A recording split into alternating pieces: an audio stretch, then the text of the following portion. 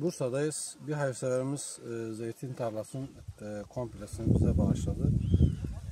İhtiyaç sahibi aileler yararına değerlendirmek üzere. Biz de Bursa Umut Kervanı olarak geldik.